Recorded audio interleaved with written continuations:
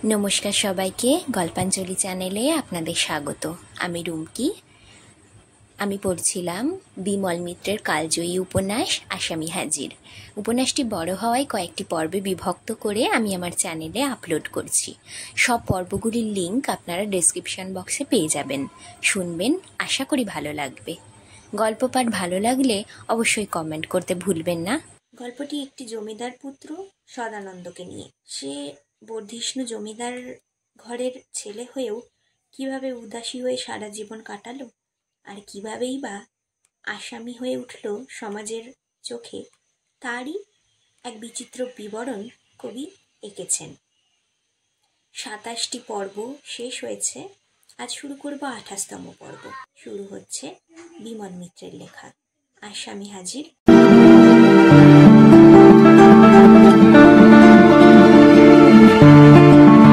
বহুদিন আগে একদিন সদানন্দর যখন অসুখ হয়েছিল, তখন এই ডাক্তারই দেখে গিয়েছিল তাকে। এই ননি ডাক্তার। অসুখ সামান্য। কর্তামশাই তখন সুস্থ মানুষ। জিজ্ঞেস করেছিলেন, ডাক্তার কত নিলে কৈলাস? কৈলাস সামন্তই বরাবর সব হিসেব রাখত। খাতা দেখে বললে, আগে ওষুধ আর ভিজিট মিলিয়ে ১৭ টাকা। ১৭ টাকা? যেন সাপের মুখের সামনে পা বাড়িয়েছেন এমনি করে কর্তামশাই আঁতকে উঠেছিলেন টাকার অঙ্কটা শুনে। অকারণ বাজে খরচ যেমন দেখতে পারতেন না কর্তামশাই, তেমনি ডাক্তার খরচটাও কর্তামশাই বাজে খরচ বলে মনে করতেন।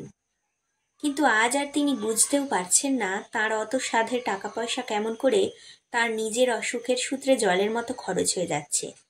একদিন ২ পয়সার লোকসানের অভিযোগে তিনি কপির পায়রা পোড়ার অপমৃত্যু ঘটিয়েছেন।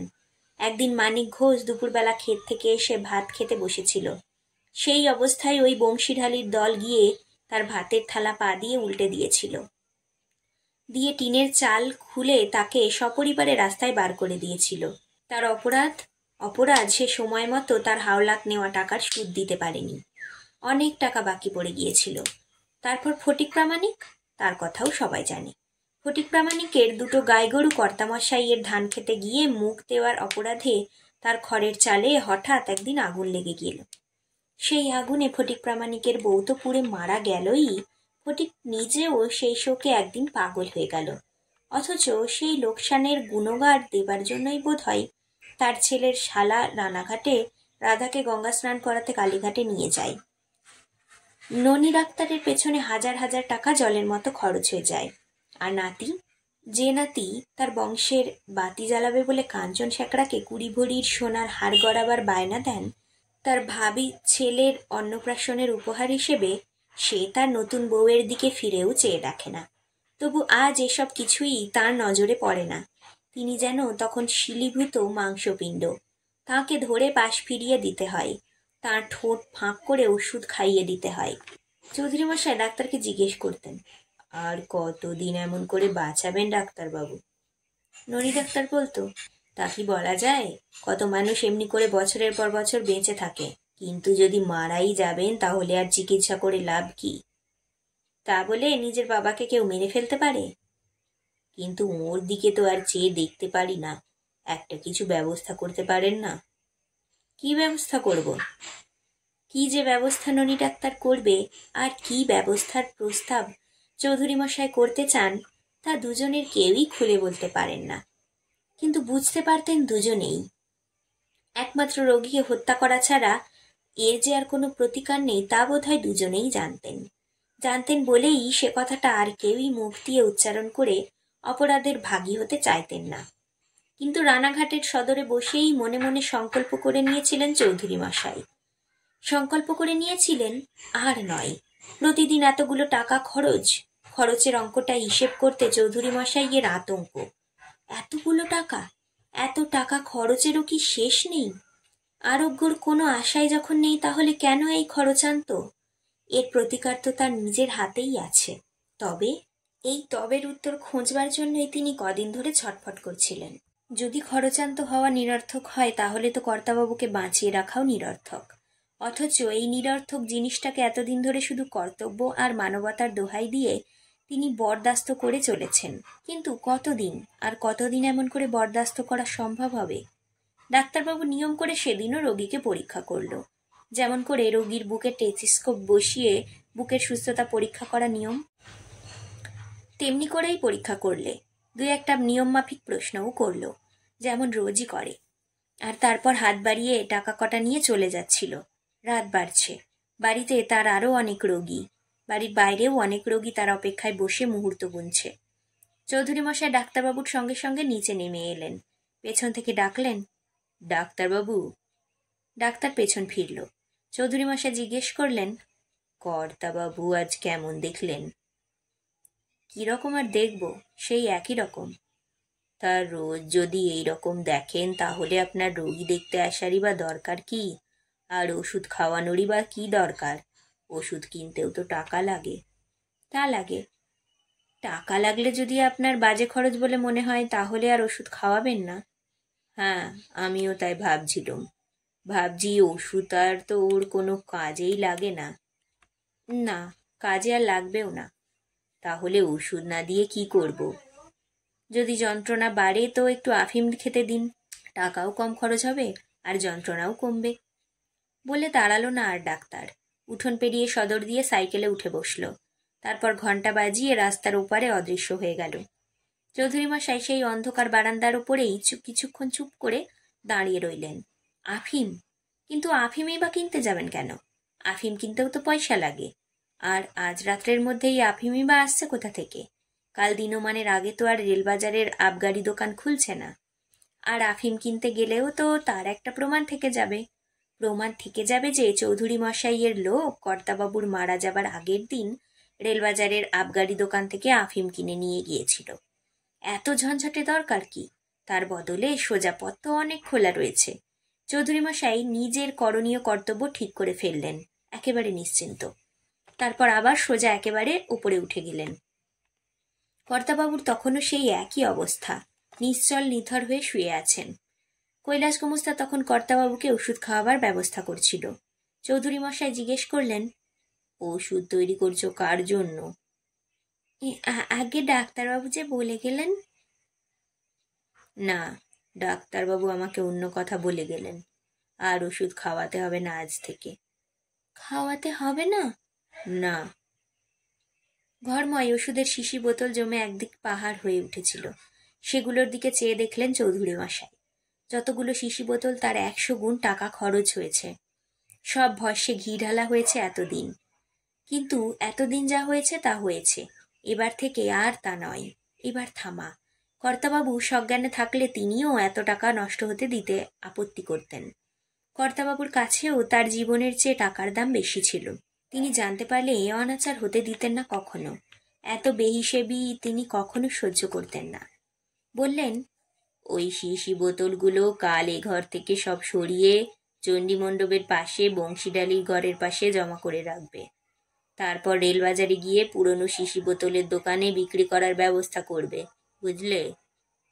কৈলাস গুমস্তা মাথা নাড়ল বটে, কিন্তু একটা অজ্ঞাত আতঙ্ক তার মনটাই জুড়ে বসল। তবে কি কর্তাবাবুর এবার চলে যাবার সময় এসেছে? তাহলে তার চাকরিটাও কি চলে যাবে কর্তাবাবুর সঙ্গে সঙ্গে? বললে, ডাক্তারবাবু কি বলে গেলেন ছোট মশাই? কর্তাবাবু কি আর বাঁচবেন না? চৌধুরী মশাই রেগে গেলেন। বললেন, আমি যা বলছি তাই আগে করো। কর্তাবাবু বাঁচবেন কি বাঁচবেন না তা নিয়ে তুমি কেন অত মাথা ঘামাচ্ছ? তারপর একটু থেমে বললেন, আর একটা কথা, রাত্রিরে তুমি তো এখানেই শোও?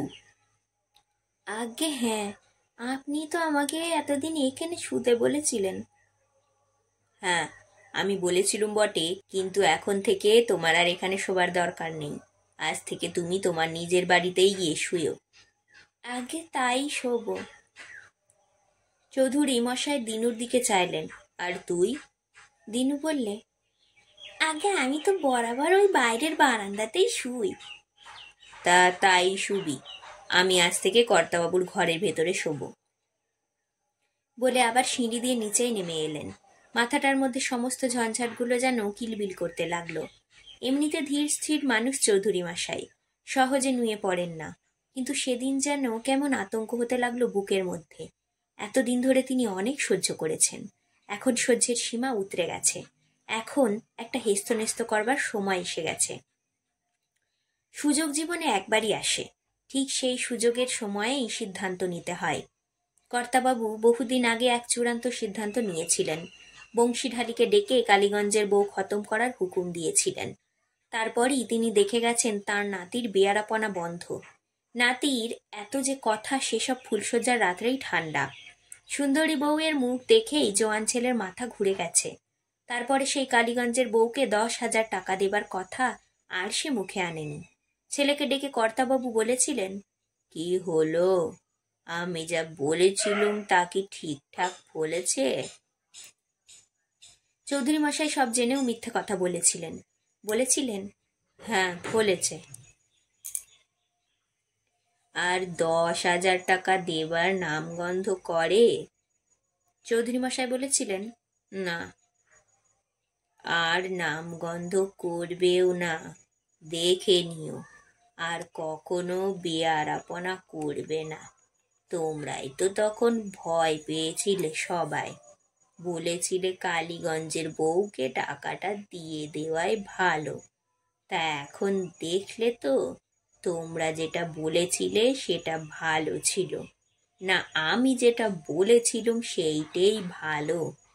সেই ফুলশয্যার রাত্রিরে খোকা বউয়ের সঙ্গে শুলো কি না? হ্যাঁ শুলো, আপনি যা বলেছিলেন তাই হলো। তাহলে তোমাদের কথা শুনলে মাঝখান থেকে আমার শুধু শুধু 10,000 টাকা জলে চলে যেত। তা যেত। তোমরা ছেলে মানুষ, তাই এখনো কিছু বোঝো না। জমি জমা রাখতে গেলে সব বুদ্ধি খরচ করতে হয়। এই যা কিছু করেছি দেখছো, সমস্ত এমনি করেই করেছি, বুঝলে? যদি সম্পত্তি রাখতে চাও তো দয়া মায়া করলে চলবে না। মায়া দয়া করলে সব গোল্লায় যাবে। কর্তাবাবুর মায়া দয়া কথাটাই বিশেষ করে মনে পড়ল চৌধুরী মশাইয়ের। মায়া দয়া করলে নাকি জমি জমা টাকা কড়ি সমস্ত চলে যাবে, কিছুই থাকবে না। না, আর মায়া দয়া কিছুই করবেন না তিনি। কারোর ওপরেই মায়া দয়া নয়, এমনকি কর্তাবাবুর ওপরেও মায়া দয়া আর নয়।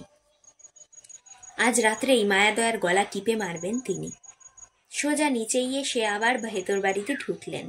রান্নাবাড়ির বারান্দায় গৃহিণী একলা বসেছিল। কাছে এসে চৌধুরী মশাই জিজ্ঞেস করলেন, কি হলো, তোমার শরীর খারাপ, তুমি ঠান্ডার মধ্যে এখানে বসে কেন? খোকা কই? খোকা পুকুর ঘাটে গেছে হাত পা ধুতে, তাকে খেতে দেব। খোকা কি বললে? কি আবার বলবে, খুব কষ্ট হয়েছে, এই সব কথাই বললে। না, সে কথা নয়, বৌমা বাপের বাড়ি চলে গেছে শুনে কিছু বললে নাকি? না। জিজ্ঞেস করলে না কেন বাপের বাড়ি গেল, কে তাকে নিয়ে গেল? না। চৌধুরী মশাই প্রসঙ্গ বদলে বললেন, আমি আজ একটু তাড়াতাড়ি খেয়ে নেব, আজ আমি কর্তাবাবুর ঘরেই শোবো। কেন? গোমস্তা মশাই তো থাকে সেখানে। না, আজ তাকে থাকতে বারণ করেছি আমি, বলেছি এবার থেকে নিজের বাড়িতে গিয়ে শুতে। তা তুমি যে শোবে বিছানা? দিনুকে বিছানা করতে বলে দিয়েছি, গৌরীকে বলো আমার খাবার দিয়ে দিতে। তাড়াতাড়ি খেয়ে নিয়ে শুয়ে পড়ি গে যাই, আমার কিছু ভালো লাগছে না। কর্তাবাবুর অসুখও সারবে না, আর আমারও ঝামেলার শেষ হবে না। নন্দী ডাক্তার এখনই বলে গেল কর্তাবাবু নাকি এই রকম করেই বারবার বেঁচে থাকবে। তা মানুষ যদি বেঁচে থাকে তো তুমি কি করবে? তা বলে তো আর কাউকে গলা টিপে মেরে ফেলা যায় না। যতদিন কপালের ভোগান্তি আছে ততদিন সহ্য করতেই হবে। কি বলছো তুমি? সহ্যও করবো, আবার ওষুধও খাইয়ে যাব? ওষুধ কিনতে বুঝি টাকা লাগে না? বলো তো, এই কদিনে কতগুলো টাকা মবলক জলে চলে গেল। ওই টাকায় 500 বিঘে জমি হয়ে যেত আমার। বুঝতুম যে ওতে অসুখ ভালো হয়ে যাবে, তাহলেও না হয় মনে কিছু লাগতো না। কিন্তু এ যে ন দেবাই ন ধর্মাই। এমন সময় রান্নাবাড়ির দাওয়ায় গৌরী ভাত দিয়ে গেল। চৌধুরী মশাই গিয়ে খেতে বসলেন, কিন্তু খেতে খেতেও কর্তাবাবুর কথাগুলো তার মাথার মধ্যে ঘুরঘুর করতে লাগলো। যদি সম্পত্তি রাখতে চাও তো মায়া দয়া করলে চলবে না, মায়া দয়া করলে সব গোল্লায় যাবে। সত্যিই আর মায়াদয়া নয়। মায়াদয়া করলে সব গোল্লায় যাবে, কিচ্ছু থাকবে না।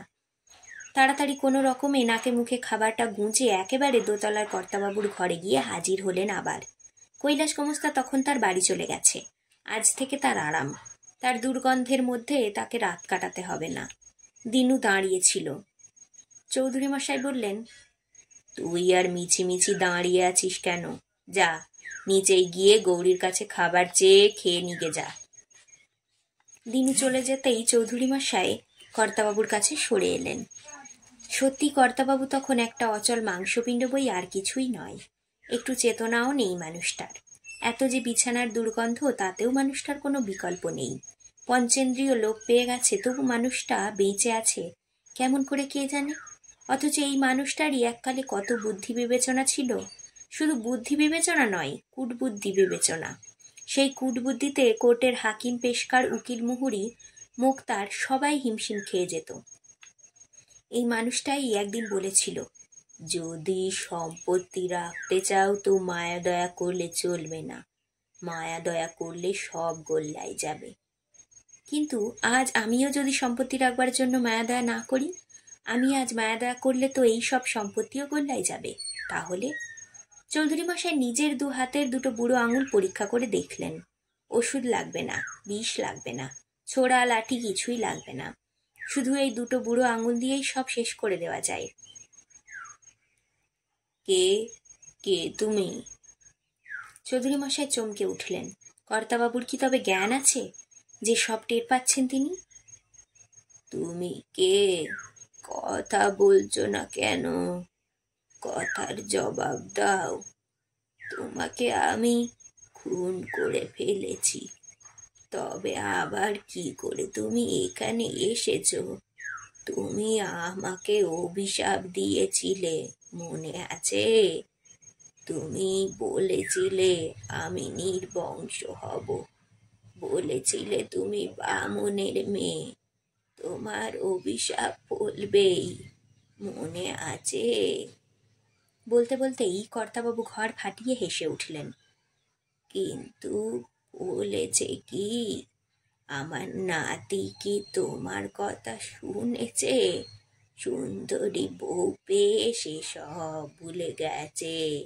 কালীগঞ্জের বউ সব ভুলে গেছে। তুমি চলে যাও বলছি, যাও এখন। আমি তোমার মুখ দেখতে চাই না, তুমি যাও। হঠাৎ হারিকেন নিয়ে দিনু ঘরে ঢুকতেই সব আবার চুপ। চৌধুরী মশাই বললেন, খাওয়া হলো তোর? আজ্ঞে হ্যাঁ। তাহলে তুই শুয়ে পড় বারান্দায়, আমি এখানেই শোবো। দিনু বারান্দায় গিয়ে বিছানা পাতলে।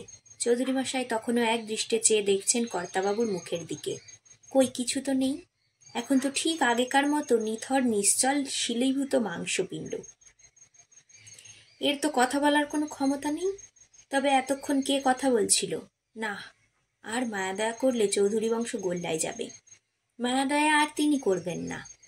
বাইরে তখন দিনুর নাক ডাকা শুরু হয়ে গেছে। চৌধুরী মশাই আর দেরি করলেন না। টিপি টিপি পায়ে আবার এগিয়ে গেলেন কর্তাবাবুর দিকে। আবার কর্তাবাবু চিৎকার করে উঠলেন, কে কে তুমি? তোমাকে তো আমি খুন করে ফেলেছি, তবে আবার কি করে তুমি এখানে এলে? কে তোমাকে এখানে নিয়ে এলো? কৈলাস, কৈলাস। দিনুর হঠাৎ ঘুম ভেঙে গেছে। ধরভর করে উঠে ভেতরে এসেছে। বললে, ছোট মশাই আমাকে ডাকছেন? ছোট মশাই দিনুকে দেখেই নিজেকে সামলে নিলেন। বললেন, না, আমি তো ডাকিনি। দিনু নিশ্চিন্ত মনে চলে গেল। চলে যেতেই চৌধুরী মশাই আবার উঠলেন। না, মায়া দয়া করলে চলবে না। মায়া দয়া করলে চৌধুরী বংশ গোল্লায় যাবে। চৌধুরী মশাই টিপি টিপি পায়ে কর্তাবাবুর দিকে এগিয়ে যেতে লাগলেন আবার। কালীগঞ্জের বউ যে মিছিমিছি কর্তাবাবুকে অভিশাপ দেয়নি, তার প্রমাণ সেই দিন রাত্রেই পাওয়া গেল। সদানন্দ আর নয়নতারার জীবনে সে এক স্মরণীয় রাত। নয়নতারা এতক্ষণ তার নিজের ঘরের মধ্যে নিঃশ্বাস বন্ধ করে পড়েছিল। এবার যেন সে তার অন্তরাত্মার আর্তনাদ শুনতে পেল। তার অন্তরাত্মা তখন আর্তনাদ করে বলছে, খোকা, তোমাকে অপমান করলে তুমিও তাকে অপমান করতে পারো না? তোমার গায়ে জোর নেই? নয়নতারার মনে হলো সে যেন এখনই দম বন্ধ হয়ে অজ্ঞান হয়ে যাবে। তুমি যখন পরের বাড়ির মেয়ে ছিলে তখন ছিলে, এখন তুমি এ বাড়ির বউ। এ সংসারের ওপর খোকারও যতখানি অধিকার, তোমারও অধিকার ঠিক ততখানি, কোনো অংশে এতটুকু কম নয়। তাহলে তোমার কিসের ভয়? খোকা যদি তোমার গায়ে হাত তোলে তুমিও তার গায়ে হাত তুলবে। আমি তো পাশের ঘরেই আছি, তুমি আমাকে ডাকবে, ডাকলেই আমি ছুটে যাব। তুমি ভয় পেও না বৌমা, মেয়ে মানুষ হয়ে জন্মেছ বলে কি সবকিছু তোমাকে মুখ বুজে সহ্য করতে হবে? হঠাৎ দরজার তালাটা খোলার শব্দ হলো। শাশুড়ির গলা শোনা গেল বাইরে। শাশুড়ি বললে, তুই শুয়ে পড়গে, যা, আলু দিতে হবে না, গৌরী তোর বিছানা ঝেড়ে ঝুড়ে পরিষ্কার করে রেখে দিয়েছে। নয়নতারা দেখলে মানুষটা ঘরে ঢুকে দরজায় খিল লাগিয়ে দিল। তারপর আর কোনো দিকে ভ্রুক্ষেপ না করে সোজা এসে বিছানায় গা এড়িয়ে দিল। বোধহয় খুবই ক্লান্ত ছিল, শুধু শুয়ে পড়তেই যা দেরি, তারপরেই লম্বা লম্বা নিঃশ্বাস পড়তে লাগলো তার। এত কাছে, এত ঘনিষ্ঠভাবে মানুষটার সঙ্গে কখনো থাকেনি নয়নতারা, অথচ যতটা পেরেছে বিছানার একেবারে শেষ প্রান্তে নিজেকে লুকিয়ে রেখে দিয়েছে সে। মানুষটা জানেও না যে যাকে সে সবচেয়ে বেশি এড়িয়ে চলতে চায় সে তারই সঙ্গে এক ঘরের এক ছাদের তলায় আর একই বিছানায় পাশাপাশি শুয়ে আছে। এমনি করে নিঃশ্বাস বন্ধ করে নিজের হৃৎপিণ্ডের ওঠা পড়ার শব্দ কতক্ষণ শোনা যায়? তবু শুনতে হবে, তবু এক ঘরে এক বিছানায় প্রতি রাত্রে শুতে হবে। এই হচ্ছে বিধান। তাতে তোমার শয্যাসঙ্গী তোমাকে ঘৃণাই করুক আর তাচ্ছিল্যই করুক। হঠাৎ অজান্তে নয়নতারার হাতের চুড়ির শব্দ হতেই মানুষটা চমকে বিছানায় উঠে বসেছে। কে? তারপর বোধহয় স্পষ্ট অন্ধকারে একটা কিছু অনুমান করেই মানুষটা আর বিছানায় বসে থাকতে পারলে না। উঠেই সোজা দরজার দিকে এগিয়ে গিয়ে খিল খুলে বাইরে যাবার চেষ্টা করছিল, কিন্তু নয়নতারা তার আগেই গিয়ে তার হাত চেপে ধরেছে। বললে, কোথায় যাচ্ছ? নয়নতারার এই অপ্রত্যাশিত ব্যবহার সদানন্দ বোধহয় কল্পনাও করতে পারেনি, তাই প্রথমটাই একটু হতভম্ব হয়ে গেল। তারপর কি জবাব দেবে বুঝতে না পেরে চুপ করে রইল। নয়নতারা বলল, আমি তোমার কি করেছি যে তুমি ঘর ছেড়ে চলে যাচ্ছ? সদানন্দ নিজের হাতটা ছাড়িয়ে নেবার চেষ্টা করতে করতে বললে, আমাকে ছেড়ে দাও, আমার হাত ছাড়ো, আমি বাইরে যাব। নয়নতারা তবু সদানন্দর হাত ছাড়ল না। শরীরে যত জোর ছিল তাই দিয়ে সদানন্দর হাতটা চেপে ধরে বলল, না, তোমাকে ছেড়ে দেব না। আগে বলো, তোমার কাছে আমি কি দোষ করেছি যে তুমি আমার ঘরে থাকবে না? আমাকে তোমার এত ঘেন্না কেন? সদানন্দ এমন অবস্থার জন্য তৈরি ছিল না। বিয়ের পর এতদিন কেটে গেছে, কিন্তু এই মোকাবিলার ঝামেলায় যে তার স্ত্রী একদিন তার মুখোমুখি হয়ে দাঁড়াবে, তার ব্যবহারের কৈফিয়ত চাইবে, জবাব চাইবে, তার তা জানা ছিল না। জানা থাকলে তার দিকের জবাবদিহিটাও সে আগে থেকে তৈরি করে রাখত। আর তাছাড়া সে যদি জানতে পারত নয়নতারা এই ঘরের ভেতরেই নিঃশব্দে শুয়ে আছে, তাহলে কি আর সেই ঘরে শুতে আসতো? মুখে প্রকাশ করবার মতো কোনো তৈরি জবাব না থাকাতে সে আবার বলল, আমার হাত ছাড়ো, হাত ছাড়ো বলছি। হাত ছাড়লে তুমি কি আমার কথার জবাব দেবে? সদানন্দ নয়নতারার তরফ থেকে এতখানি দৃঢ়তা আশা করেনি। বললে, তোমার কাছে জবাবদিহি করতে হবে এমন কোনো অন্যায় আমি করিনি, তুমি আমার হাত ছাড়ো বলছি। নয়নতারা তবু হাত ছাড়লে না। তেমনিভাবে সদানন্দর হাতটা ধরে রেখেই বললে, ন্যায় অন্যায়ের কথা কেন তুললে? আমি তো ন্যায় অন্যায়ের কথা তুলিনি, আমি শুধু তোমার এই রকম ব্যবহারের কারণ জানতে চেয়েছি। আমি তোমার সঙ্গে এমন কি খারাপ ব্যবহার করেছি? আমি তো তোমাকে কোনো রকম কষ্ট দিইনি। এ বাড়িতে তোমার আদর যত্নর কোনো ত্রুটি হয়নি। হয়েছে? তাও তো নয়। কিন্তু আমি তো সে কথাও বলিনি তোমাকে। আমি কি তোমাকে কখনো বলেছি শ্বশুর বাড়িতে এসে আমার আদর যত্ন হচ্ছে না? কিন্তু তোমার সঙ্গে আমার বিয়ে হয়েছে, এটা তো সত্যি, এটা তো অস্বীকার করতে পারবে না। আগুন সাক্ষী রেখে বিয়ে করেছ, তারপরেও কি আমার উপর তোমার কোনো কর্তব্য নেই? কর্তব্য? সদানন্দ কথাটা শুনে যেন নিজের মনেই একবার উচ্চারণ করলে। হ্যাঁ, কর্তব্য। আমার উপরেও তো তোমার একটা কর্তব্য আছে। বউয়ের ওপর স্বামীর যেমন একটা কর্তব্য থাকে। তোমার সঙ্গে আমি কর্তব্য করা নিয়ে আলোচনা করতে চাই না, এটা ঝগড়া করবার সময়ও নয়। ঝগড়া? নয়নতারা যেন অবাক হয়ে গেল। ঝগড়া আমি তোমার সঙ্গে কখন করলুম? আমি কি তোমার সঙ্গে একটাও ঝগড়ার কথা বলেছি? আর এখন যদি কথাগুলো না বলি তো কখন বলবো? তোমার সঙ্গে আমার দেখাই বা হচ্ছে কখন? তুমি তো আমাকে দেখলেই মুখ ফিরিয়ে নাও। দেখো, বিয়ে আমি তোমাকে করেছি সত্যি, কিন্তু তুমি যদি ভেবে থাকো যে তোমার সঙ্গে আমি স্বামীর মতন ব্যবহার করব, আমরা দুজনে স্বামী স্ত্রী হিসেবে বাস করব, তো সে কথা তুমি ভুলে যাও। তোমার সঙ্গে পারতপক্ষে আমার দেখা হবে না। নয়নতারা সদানন্দের এই স্পষ্ট কথা শুনে অবাক হয়ে গেল। খানিকক্ষণ তার মুখ দিয়ে কোনো কথা বেরোলো না। তারপর জিজ্ঞেস করলে, এই কি তোমার শেষ কথা? হ্যাঁ, এই আমার শেষ কথা। কিন্তু এর পরেই তুমি হয়তো জিজ্ঞেস করবে, তাহলে আমি তোমার বিয়ে কেন করলুম? তার উত্তরে বলি, আমি ভুল করেছিলাম।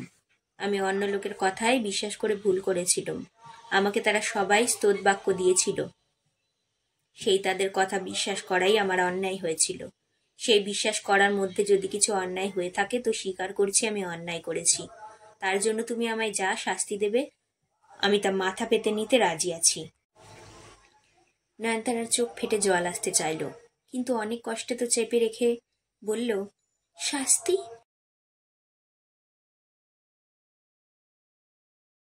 আজকের পর্ব এখানেই শেষ। গল্প পাঠ কেমন লাগলো অবশ্যই কমেন্ট করতে ভুলবেন না। আর আজ যারা নতুন আমার চ্যানেলে, অবশ্যই সাবস্ক্রাইব করে যাবেন। ধন্যবাদ, ভালো থাকবেন সবাই।